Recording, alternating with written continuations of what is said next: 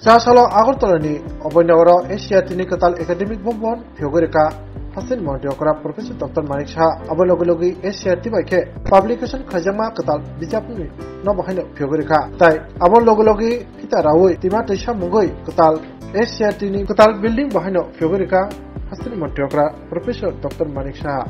আমি এখানে উপস্থিত থাকার জন্য হার্দিক অভিনন্দন ও শুভেচ্ছা জানাচ্ছি। আজকে সত্যি এখানে আসার পর অনেক কিছু জানলাম। বাইরের থেকে অনেক সময় অনেক কিছু আমরা বলি, কিন্তু যখন বিষয় আলোচনা হয় ঠিক জায়গায় যখন তার বিভিন্ন বিষয় আমরা জানতে পারি তখন বোঝা যায় যে এসসিআরটি বা government of Tripura education department কি করছে। বিশেষ করে যারা আমরা সবসময় বলি যে জাতির মেরুদণ্ড নাকি শিক্ষক। আমি নিজেও শিক্ষক ছিলাম মেডিকেল কলেজে, আপনাদের মতো না। তো আমরা জানি যে শিক্ষকের দায়িত্ব আপনাদের উপর সবকিছুই। আগামী দিন ত্রিপুরা কোন দিশায় যাবে, রাজ্য কোন দিশায় যাবে, পুরোটা কিন্তু আপনাদের উপরেই তার দায়িত্ব বর্তায়। এখানে টেকনিক্যাল বিষয়ে অনেক আলোচনা হয়েছে, কিভাবে আপনাদেরকে আরো টেকনিক্যালি সাউন্ড করা যায়। ইনফ্রাস্ট্রাকচার তো ডেভেলপমেন্ট আমরা করলাম সরকারের পক্ষ থেকে, এসসিআরটির পক্ষ থেকে, সবই হচ্ছে, কিন্তু আলটিমেট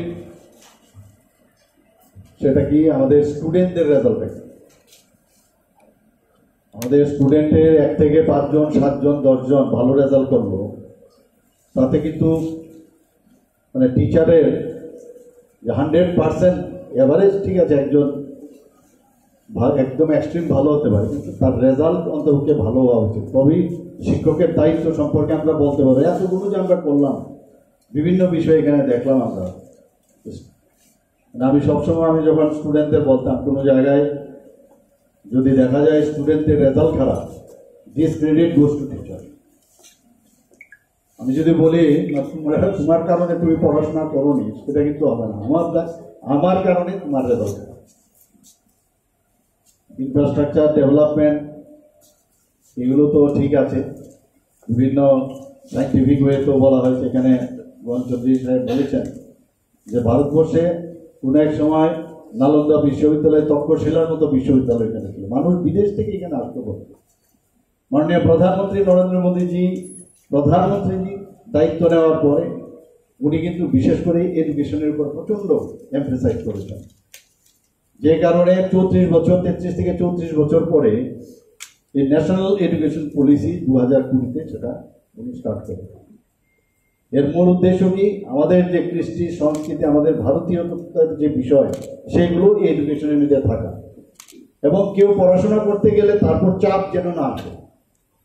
এক্সিট, এন্ট্রি, তার মধ্যে অনেক কিছু আমি যা পড়েছিলাম যখন শুরু হয়েছিল এনইপি সম্পর্কে, এবং যে কোনো সময় যে কোনো জায়গার মধ্যে সে চলে যেতে পারে, চাপ যেন না আসে।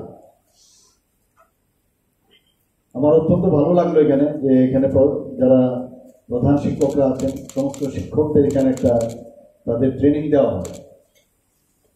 মেডিকেল কলেজে আমাদের আপনাদের মতো ট্রেনিং ছিল না, কিন্তু প্রমোশনের জন্য আমাদের যেতে হতো টিচার্স ট্রেনিং প্রোগ্রামের জন্য মেডিকেল কলেজে। তো সেখানে পিরিয়ডিক্যালি আমাদের ট্রেনিং দেওয়া হতো, কিন্তু সেখানেও কিন্তু ট্রেনিং এর আমি দেখলাম, আমরা তো বাইরের থেকে মনে করে আই নো দ্য সাবজেক্ট, কিন্তু সবকিছুর একটা টেকনিক আছে। তখন বোঝা যায় যে জানারও শেষ নেই। স্টুডেন্টদের যদি কিছু দিতে হয় কত রকমের মানে ব্যবস্থাপনা আছে। স্টুডেন্টদের ভিতর থেকে তার যে নিজেকে চেনা, তার জন্য তার থেকে যে এক্সট্রাক্ট করার যে কায়দা, সেগুলো কিন্তু এই ট্রেনিং এর মাধ্যমে হয়।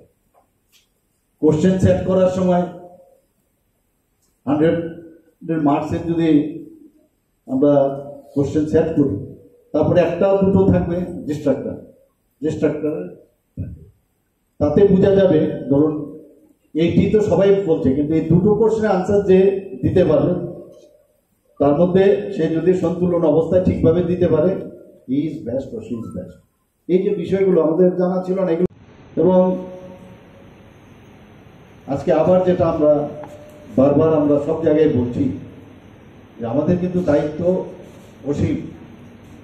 এখানে এই যে বিভিন্ন বই এখানে আজকে আমরা উন্মোচন করলাম, ক্লাস 1, 2 এবং 22টা ভাষার, সত্যি মানে এই ধরনের বই আমার মনে হয় না আর কোথাও এইভাবে হয়েছে কিনা আমার জানা নেই।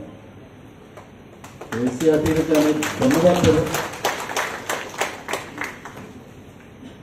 আপনাদের পড়াশোনা তো করাবেন, পড়াশোনার সাথে সাথে তাদের সমাজের জন্য যে কর্তব্যবোধ সেটাও এনসিইআরটি আপনার ন্যাশনাল এডুকেশন পলিসির মধ্যে সেইগুলো আছে। স্টুডেন্টদের সেইভাবে তৈরি করানোর দায়িত্ব কিন্তু আপনাদের। এবং আমি নিশ্চিত যে আগামী দিন you are the cream of the society. আমরা যারা জনপ্রতিনিধি আছি, ঠিক আছে, আমরা তো মানুষের জন্য সিম্পলভাবে শুনবো, সিম্পলভাবে মানুষের কাছে বলবো, কিন্তু আপনারা স্টুডেন্ট তৈরির কারিগর। আগামী দিন যদি দেখা যায় আপনারা এই শিক্ষায়, সংস্কৃতিতে এবং বিজ্ঞানে, জ্ঞানে তাদেরকে যদি সমৃদ্ধ করতে পারেন, তাহলেই আমাদের লাভ হবে। এখানে আমি যখন এই ভিডিওটা আমি দেখছিলাম, কিছু কিছু জায়গায় কিছু বিল্ডিং আমি দেখছিলাম, এবং দুর্বিষহ অবস্থা আমাদের বিল্ডিংগুলো দেখে আমি বললাম যে ফটোগ্রাফার ভিডিও যে করছিল ও জানে না কি উঠাচ্ছে। অন্তত একটু ভালো বিল্ডিংগুলো যেগুলো, এগুলো তুলেও তো দেখানো যায় না। আমি ভাবছিলাম এর সাথে তুলনা করে এটা এত সুন্দর একটা অডিটোরিয়াম এখানে হলো, এরপরে 5-6 বছর পরে যদি আসি এখানে, এটা কি অবস্থা হবে। আমি সেদিনও আমাদের সেক্রেটারি যিনি আছেন ইনচার্জ, সেদিন আমি বলেছিলাম আমাদের একটা প্রোগ্রাম ছিল, হর ঘর তিরঙ্গার প্রোগ্রাম উমাকান্ত স্কুলে, বিশ্রামগঞ্জে। আমি সব জায়গায় সেটা বলি, একটা মানে ব্যান্ড বাচ্চাদের, একটা প্রাইভেট স্কুলে বাচ্চাদের, ওদের যে স্টাইল, তারা যে প্রেজেন্ট করেছে সেখানে দেখবার মতো। আমি বললাম গভর্নমেন্টের সেটা সম্ভব হয় না, অথচ প্রাইভেটের ওরা কি করে ওটা সম্ভব হয়। তো আমি ওনার যে টিচার আছেন খবর ওনাকে জিজ্ঞেস করলাম, বললাম আমি কথা বলতে চাই। বলে আমি বাইরের থেকে আমরা ট্রেনিং মানে আউটসোর্সিং করিয়েছিলাম, প্লাস মানে ইনভাইট করেছিলাম রিসোর্সফুল পার্সনকে, ওনার মাধ্যমে আমরা ট্রেনিং দিয়েছি। অদ্ভুত, আমি জানি না আপনারা দেখেছেন কিনা অনেকে। আমাদের গভর্নমেন্ট হলেই বাস ভাই, আমাদের টিচাররা, গভর্নমেন্টের টিচাররা দি বেস্ট মানে আমি বলবো, কিন্তু প্রাইভেট স্কুলের মধ্যে গিয়ে দেখবেন টিচাররা যা আছে তাদের কিন্তু সেরকম ট্রেনিং দেওয়া হয় কিনা আমি জানি না, অথচ প্রাইভেট স্কুল থেকে রেজাল্টগুলো ভালো হচ্ছে। সবাই এখন প্রাইভেট স্কুলের মধ্যে দিচ্ছে, রিজনটা কিন্তু আমাদের ভাববার বিষয় আছে। আমি জানি না সেটা সম্ভব হবে কিনা। আমি এটাও বলছি যে স্টুডেন্টরা স্কুলের মধ্যে যদি পড়াশোনাই করে, এত কিছু আমরা করলাম, তারপরও স্কুল থেকে যখন বেরিয়ে যায়, অনেকে তো আবার দেখা গেল যে 75% যদি তার অ্যাটেন্ডেন্স থাকে, তাহলে হয়ে গেল বাকি দিন প্রাইভেট টিউশনে যেতে পারে। অর্থাৎ যেতেই হোক, স্কুল থেকে যাও, বেরিয়েও সাথে সাথে দৌড়লো, বাবা মা স্কুটার করে নিয়ে গেল আবার আরেক জায়গায় আরেক টিচারের কাছে। এবং কারা পড়াচ্ছে? আমাদের গভর্নমেন্টের ডাক্তাররাই পড়াচ্ছে, গভর্নমেন্টের টিচাররাই পড়াচ্ছে। এটা নিয়ে আমি একটা চিন্তায় আছি। আমি বলেছি এরকম একমাত্র এই ধরনের যে ব্যবস্থা এখানে প্রাইভেট টিউশনে যাওয়া, আমি যা দেখেছি, আমি তো লখনৌ, পাটনা, আমি বহু জায়গায় গেছি, প্রাইভেট টিউশন হার্ডলি আমার মনে হয় কোথাও আছে। একমাত্র ওয়েস্ট বেঙ্গলে, ত্রিপুরায় আমি দেখেছি, আর কোথাও নেই। ইভেন নর্থ ইস্টার্ন জন্য কোথাও নেই। অথচ রেজাল্ট তো ওদেরও তো ভালো হয়, সব দিক দিয়ে ভালো হয়ে যায়। এখানে একটা ক্যান্সারের রোগের মতো হয়ে গেছে। এটার থেকে আমরা কিভাবে বেরিয়ে আসতে পারি তার জন্য আলোচনা করেছেন সেক্রেটারি মহোদয়ের সাথে। জানি না সেটা সম্ভব হবে কিনা। এটা যদি হয় তাহলে এই যে এক্সিলেন্ট হয়ে যাবে। যেভাবে স্কুটার নিয়ে যায়, যে টাইমের মধ্যে না বসতে পারলে তার পড়াশোনাটা ব্যাঘাত ঘটবে। আবার আরেক টিচার, এরকম 3-4টা টিচার থাকে। তা আমরা একদিক দিয়ে এডুকেশন ডিপার্টমেন্টই হোক, এসসিআরটি হোক, সবাই মিলে এত সব ব্যবস্থাপনা করছি, তারপরেও যদি স্টুডেন্টরা দেখা যায় প্রাইভেট টিউশনে যাচ্ছে, তাই বলছেন যারা এইভাবে টিউশন দেয় ওদেরকে বলুন স্কুলে চলে আসতে। স্কুল আওয়ারের পরে ওনাদেরকে বলুন স্কুলে আসতে, তাহলে এখানে তো যেভাবে ওদের পড়াশোনা হয় মানে ঠিকভাবে তার বাড়িতেও বসার জায়গাও নেই ঠিকভাবে, কিন্তু সেখানে তারা খুশি। তো বলছিলাম যারা এইরকম নামি দামি টিচাররা আছেন ওনাদেরকে বলুন আপনারা আমাদের স্কুলে এসে পড়াবেন, তাহলে স্কুল থেকে যাওয়ার ব্যবস্থা সুবিধা নেই, ওরা যেতে হবে না, ওখানেই বসুক। বসে কিভাবে এটাকে একটা মানে সিস্টেমে আনা যায় কিনা আমি জানি না এটা সম্ভব কিনা। তাহলে হিসেবে পেইড টিচিং থাকলে সুবিধা হয়, তাহলে অন্ততপক্ষে বাচ্চাগুলোই দিক সেদিক ধরবে না, সেটা যদি ব্যবস্থা করা যায়।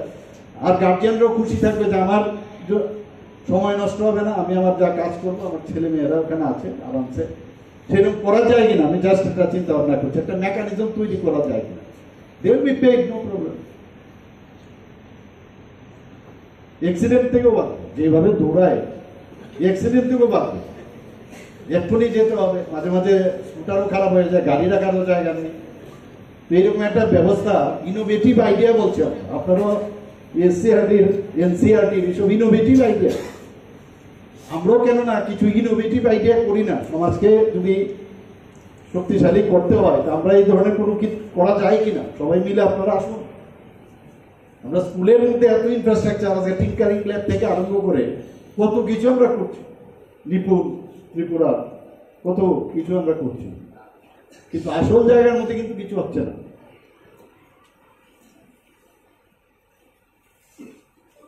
এবং এটা যদি ব্যস্ত আমরা রাখি, আমরা আজকেও একটা মিটিং করেছিলাম স্যানিটারি, সেটা হচ্ছে এই যে এইডস নিয়ে, কিন্তু এইডস এর পাশাপাশি নেশাও আসছে, নেশামুক্ত ত্রিপুরা কিভাবে এটাকে কন্ট্রোল করা যায়, বিভিন্ন বিষয় আলোচনা হয়েছে। তো সেখানেও বিভিন্ন বিষয় আজকে আমরা আলোচনা করলাম। দেখা গেছে যে বয়স ভিত্তিক যে গ্রাফ আমাদের সামনে রাখলো, সেই গ্রাফের মধ্যে দেখা গেছে 16 থেকে 16 ইয়ার্স থেকে 25 ইয়ার্স সবচেয়ে বেশি ড্রাগ এডিক্ট। তারা কারা? ক্লাস 8, 9 থেকে আরম্ভ করে কলেজ, এই টাইমটাতে হচ্ছে। তাহলে আমি একদিকে পড়ালাম আর আমার স্টুডেন্টরা যদি দেখা যায় এই দিকে ধাবিত হচ্ছে, তাহলে এই দায়িত্বটা আমাদেরও। এই বিষয়ে বিস্তর আলোচনা হয়েছে। বলছি ওই বয়সে হলো টেন্ডার টাইম, একটু যারা ক্লাসের মধ্যেও আমি যারা আধিকারিকরা ছিলেন তাদেরকে বলেছি, আপনাদেরও বলছি যে ওই সময়ে আপনাদের কি অবস্থা ছিল, ওই সময় উই আর ইন ফিক্স, কি করবো কি না। অনেকে বলছে যে না শুধু চাকরি নাই, কোনো কাজ নাই, এর জন্য নাকি নেশার মধ্যে যায়। আমার মনে আছে বিলুনিয়াতে একটা ফুটবল গেমসে আমি গেলাম, সেখানে একটা ছেলে সে বেরিয়ে এসছে নেশার থেকে। সে কি বলছে ওখানে, সে বলছে যে আমি কিভাবে নেশাতে ঢুকলাম, কারণ আমি সবসময় একটা সেন্টার অফ অ্যাট্রাকশন আমার চাই। তো এই ধরনের যখন ফিলিং অফ ওয়েলবিং এর যে ড্রাগস আমি যখন খাই, নিজেকে আমি মনে করি আই এম সামথিং এলস। তো মানুষের কাছে আমি যখন যাই বলি, তো এই যে একটা অ্যাট্রাকশনের যে ভাব এর থেকে হয়, তাহলে তো এর সাথে তো ভালো ঘরের ছেলে, ভালো স্টুডেন্ট ছিল, ভালো খেলোয়াড় ছিল, সেখান থেকে বেরিয়ে আসছে। কাজে এটা কোনো কথা নাই। আমাদের এইসব বিষয়ে কিন্তু অনেক আলোচনা দরকার। যারা 1-2 থাকে, যারা ব্ল্যাক শিপ, যারা আপনারা টিচাররা আছেন, আপনাদেরও কিন্তু দায়িত্ব। আমি বারবার বলি যে ইনফ্রাস্ট্রাকচার এত সুন্দর বিল্ডিং আমরা করলাম, সেটাকে পরিষ্কার রাখাটার দায়িত্ব আপনার। কেন পরিষ্কার রাখবেন? যদি প্রাইভেট কলেজ স্কুলগুলিতে এত কম খরচ করেও তারা সুন্দরভাবে রাখতে পারে, আমরা কেন পারবো? এক একজন মানে টিচার একজন ইনস্টিটিউট হতে হবে, নিজের মনে করতে হবে, তবেই এটা সম্ভব হবে। আদারওয়াইজ যাই করি চলতেই থাকবে এই ধরনের একটা অবস্থা। আপনাদের কিন্তু দায়িত্ব অনেক বেশি। আপনাদের একজন টিচার যখন কথা বলে তার স্টাইল কিন্তু আলাদা, বোঝা যায় একজন টিচার, কারণ ওনার ভিতরে অনেক জ্ঞান, অনেক বুদ্ধি। আমরা যে কোনো টিচার, আমি তো যখন ডাক্তারি করতাম আমার কাছে অনেক পেশেন্ট আসলে আমি ডায়াগনোসিস করে ফেলতাম আমি কি টিচার নেই, এরকমই মানে কথা দিয়ে বোঝা যায়। টিচার একটা গুরুত্বপূর্ণ ভূমিকায় সমাজের। শুধুমাত্র আমি পড়ালাম, টাইমলি আমি গেলাম, আমি আমার ফ্যামিলি সম্পর্কে বুঝলাম, এটা না করে এটাও কিন্তু দায়িত্ব নিতে হবে। এবং আমি এই যে আমাদের স্কুল এডুকেশন দপ্তরের তরফ থেকে আসলে এসসিআরটির উপর প্রচুর গুরুত্ব, মানে অনেক ওনাদের উপর দায়িত্ব দেওয়া হয়েছে। এর মধ্যে আবার ন্যাপ এসে চলে এসছে, তার দায়িত্ব দিয়েছে। এবং যে আমি একটু আগে দেখছিলাম এখানে আমার কাছে অনেকগুলো আছে, অনেক কাজ আপনারা এখানে করেছেন। সত্যি যে ধরনের আপনারা কাজ করেছেন প্রশংসার দাবি রাখেন আমি বলব। কিন্তু প্লিজ আপনারা, আবার বলছি, আপনারা স্টুডেন্টসদের যদি ঠিক প্রকৃত অর্থে যদি গড়ে তুলতে পারেন তাহলে ত্রিপুরার চেহারা পাল্টাবে। আমি নাম বলবো না, একটা বিদ্যানিকেতনের খুব নাম, ওনারা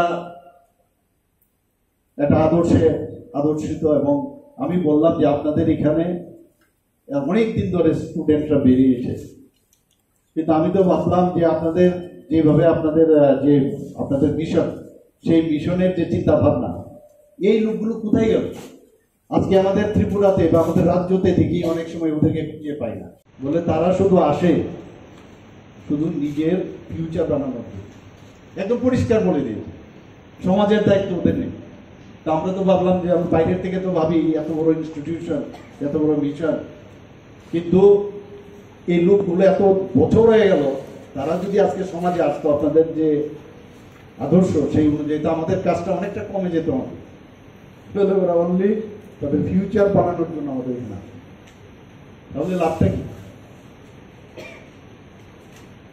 এখানে বিস্তারিত আলোচনা হয়েছে আপনাদের বিষয়ে, আমি আর বিশেষ কিছু বলছি না। আপনাদের উপর, আপনারা কিন্তু face of the government, you are the mirror of the government.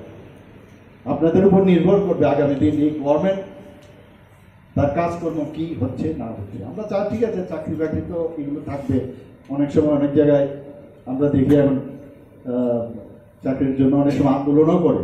আমরা চেষ্টা করছি সবাইকে যেখানে যেখানে মানে গ্যাপ আছে সেখানে ফিল আপ করার আমরা চেষ্টা করি। গুণগত যে শিক্ষা ব্যবস্থা তার দিকে আমরা নজর দিচ্ছি। আর ফিলান্থ্রপিক ওয়ার্ক থেকে আরম্ভ করে এক্সট্রা কারিকুলার অ্যাক্টিভিটিস, তার উপরও আপনারা জোর দেবেন। শুধু পড়াশোনা, খালি পুঁথিগত বিদ্যা যেন না।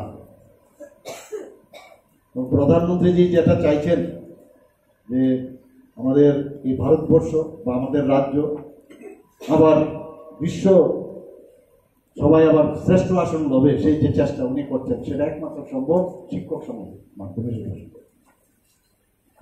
আমাকে এখানে নিমন্ত্রণ করার জন্য আমি এসসিআরটিকে আমি ধন্যবাদ দেব এবং আপনাদের সবাইকে আমি ধন্যবাদ জানিয়ে আমার বক্তব্য এখানে শেষ করছি। নমস্কার, জয় হিন্দ।